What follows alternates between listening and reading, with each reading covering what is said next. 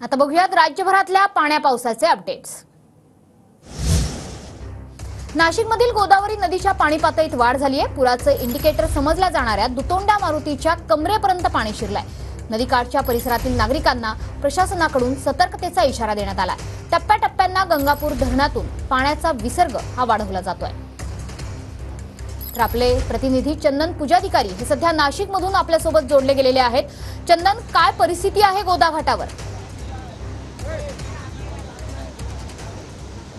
खरं तर नाशिकमध्ये गेल्या 12 तासांपासून पावसानं विश्रांती घेतली असली तरी गंगापूर धरणातून पाण्याचा विसर्ग जो आहे तो सातत्यानं सुरू आहे। सध्याच्या मितीस 8,800 क्युसेसनं पाण्याचा विसर्ग गंगापूर धरणातून सुरू आहे आणि परिणामी नाशिकमध्ये पहिला पूर जो आहे तो अनुभवायला मिळतो आहे।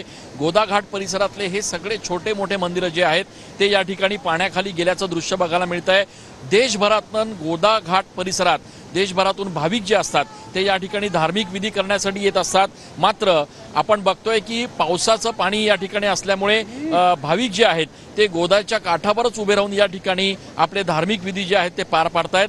नाशिकच्या गोदावरीचं इंडिकेटर समजल्या जाणाऱ्या दुतोंड्या मारुतीचं जर आपण दृश्य बघितलं तर या ठिकाणी दुतोंड्या मारुतीच्या कमरेपर्यंत पाणी आहे आणि याचा अर्थ असा आहे की आता तरी सध्या तरी परिस्थिती नाशिकमधली पुराची जी आहे ती नियंत्रणात आहे।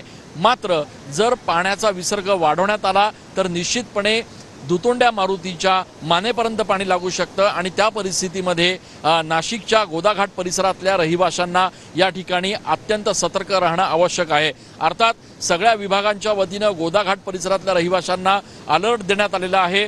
कोणीही आवश्यकतेशिवाय घराबाहेर पडू नये। त्यासोबतच जे पर्यटक जे भाविक या ठिकाणी येत आहेत त्यांनी सेल्फीचा नाद या ठिकाणी करू नये, कारण कालच या ठिकाणी काही पर्यटक जे आहेत ते वाहून गेल्याची घटना देखील घडलेली आहे। त्यामुळे प्रशासनाच्या वतीनं तयारी पूर्ण आहे, अलर्ट जारी करण्यात आलेला आहे।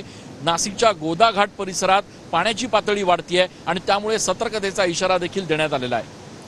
धन्यवाद चंदन, दिलेल्या या सविस्तर माहितीबद्दल।